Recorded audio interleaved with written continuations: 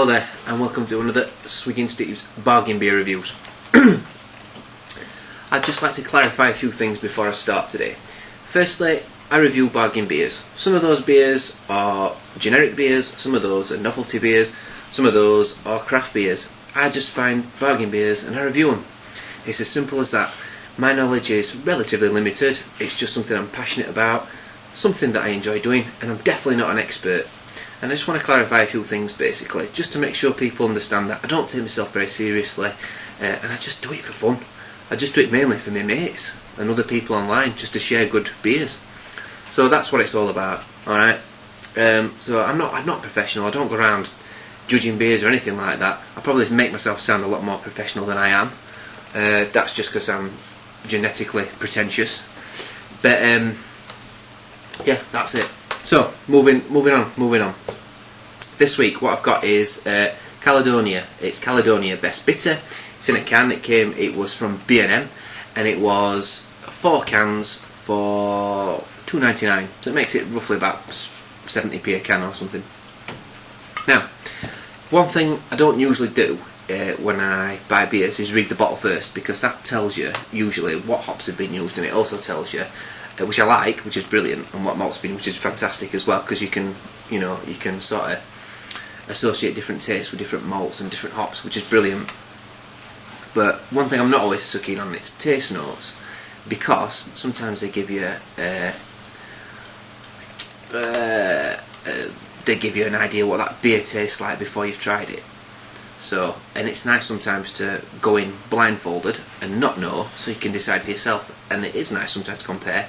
So I don't do it to like prove to myself that I know loads about what I'm talking about when I'm right, because most of the time I'm not anyway. It's different to what's written on there. So that's why I do it, because I don't want someone telling me what it tastes like before I've drunk it. I like to try it for myself first, because once you read it you'll be like, oh yeah, it does taste like that. Oh yeah, because you can't help yourself. That's what you'll be thinking. You'll be thinking about that flavour or that taste before you drunk it. So that's something else I'm also clarifying. Now, I have read the can. The reason being is because on the cans generally you don't get any taste notes, you just get where it's brewed.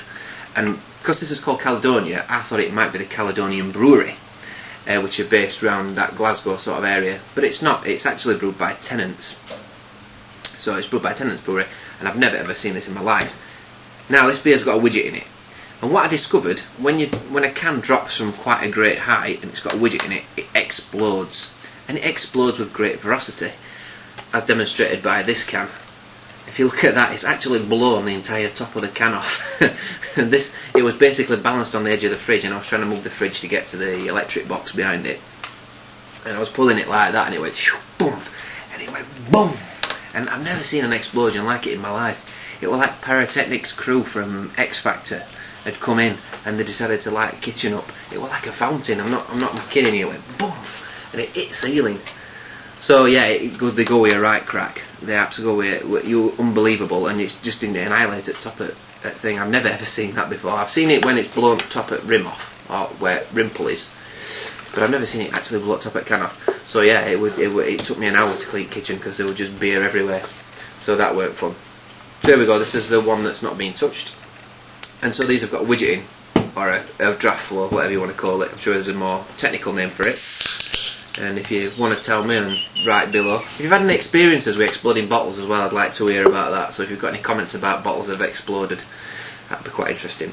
So because it's got a draft flow, I may as well just pour it like that, 'cause it's not going to make any difference, because it's just going to have a head however I pour it, and it'll have a nice creamy sort of flow to it. So it's almost like I've gone to the pub and I've had it on tap.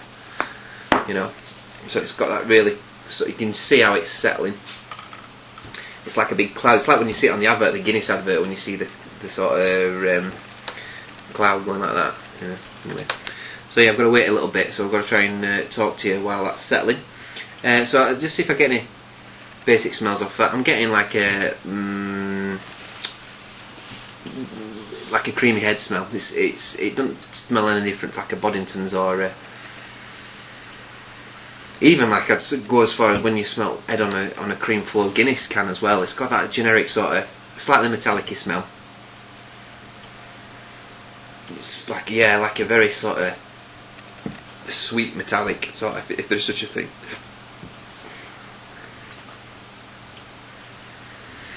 am getting like a malty note with that. There's toffee notes coming off that. It does smell okay. It smells alright. And you can see now it's just about settled. Alright, so you can see it's got like a nice sort of caramelly colour to it. But colour, I mean, colours mean different things to different people, and you know, you've got eyes, you can see what colour it is. You know what I mean? I'm not gonna like insult your intelligence by telling you what colour it is. It's a toffee colour, you know. It's a toffee sort of browny, orangey colour. It smells alright. It smells I'm not getting a lot of it.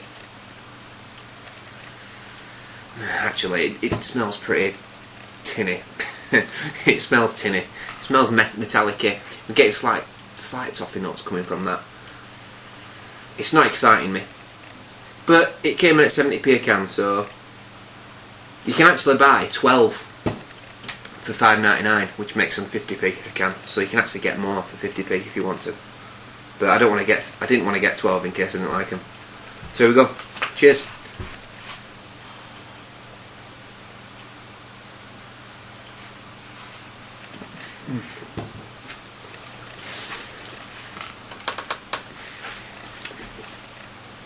Right,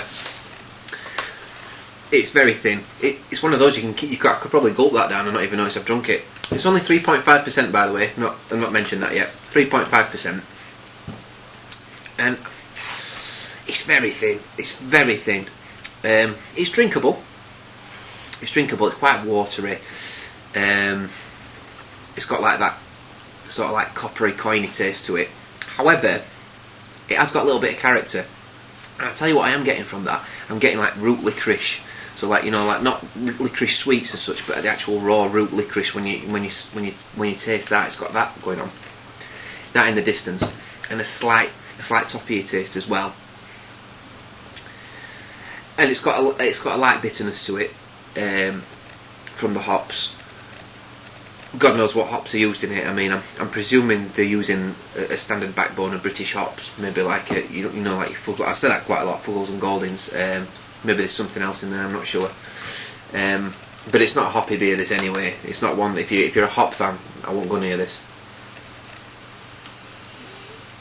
Right, I'm gonna try and swirl it around, but because it's got this head on it, I can't really get past it, unfortunately. So I'm gonna have to just swirl it like this. Do the best I can. Oh, a little bit through. Got a bit of a bready note through then, actually. Like a bit of cooked bread note. Maybe the head's giving it a, you know. Oh, actually it's coming through a little bit now. It's opening up a little bit. Yeah, I'm getting like a baked bready note. Slightly dried fruit maybe coming through. Giving it a bit of a swish, but I'm struggling, to be honest with you. I'm not getting a great deal off that.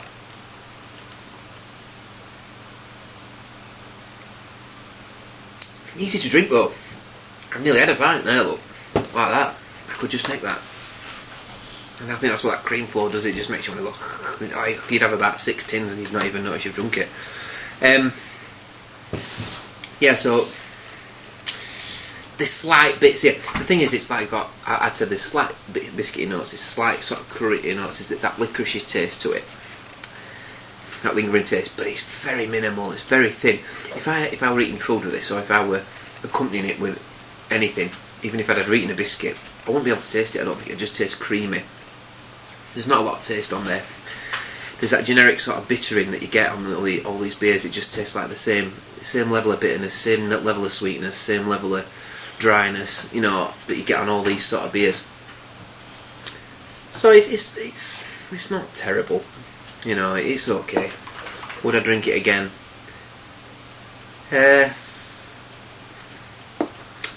Probably not. I probably won't bother. It's got the slight characteristic on this, above the other beers of a similar sort of style, is that it's got like a bit of a, like I say, stem licorice taste to it.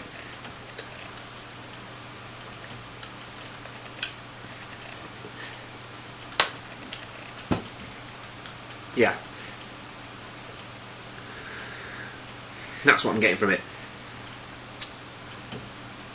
and like from the getting like a malty taste. Yeah, and that's it really. I wouldn't say I'm getting much more else on it. It's okay. I mean, it's probably 70p. If it were 50p, it can't be worth it, I think, maybe. So, scores on the board. It's not exactly lit any lights up, this one. It's not bad though, it's okay. In my opinion, it's a cheap, mass-produced beer. It does what it's supposed to do, but I'm not going to give it much more. I'm going to give it a 5.5 out of 10. And that's it. So until next time, chin chin, I'll see you around.